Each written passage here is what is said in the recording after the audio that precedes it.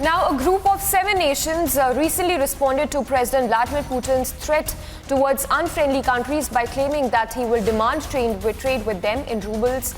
Meanwhile, India has also explored the option at an official level. Take a look at this report. The group of 7 major economies have unanimously agreed to reject Moscow's demand to pay for energy imports from Russia in rubles. Germany's energy minister presented a joint statement to delineate the international group's view on the matter. Alle G7 Ministerinnen und Minister haben völlig darin übereingestimmt, dass dies ein einseitiger und klarer Bruch der bestehenden Verträge ist.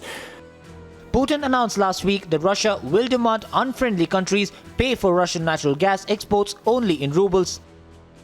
Indian and Russian officials had conversations in this regard in the previous few weeks as well.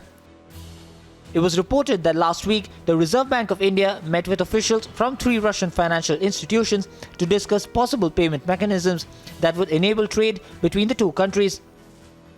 The Russian institutions involved were VTB, Sberbank and Gazprom Bank. Whether or not the transactions carried out between the 2 countries will be carried out in rubles remains to be seen, particularly in light of the uncertainty of the effect of the sanctions imposed on Russia, which may eventually have had an effect on the Russian economy. Agency report for Republic TV.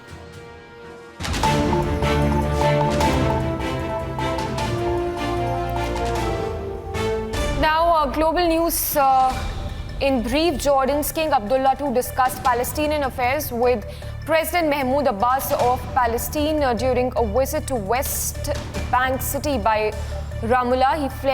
He flew there for talks with Abbas and was accompanied by Crown Prince Hussein. His visit, in fact, comes to Ramallah just a day after Jordan declined to attend a meet in Israel, featuring the foreign ministers of 4 other Arab nations.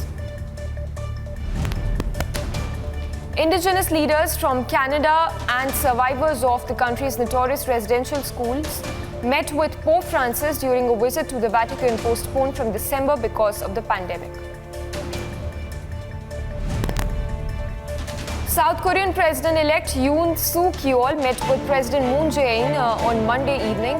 For the first time since Yoon won the election, Moon greeted Yoon at the presidential office Sangyu-chae in a traditional Korean-type guest house.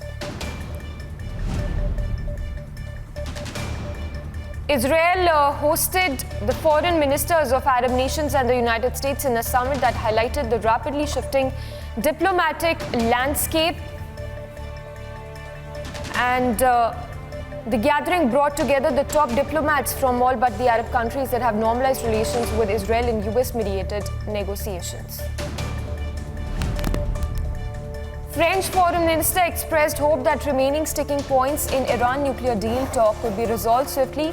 Speaking at a news conference in the Qatar capital a day after the end of the Doha Forum, he described the outstanding issues as marginal within the framework of the deal.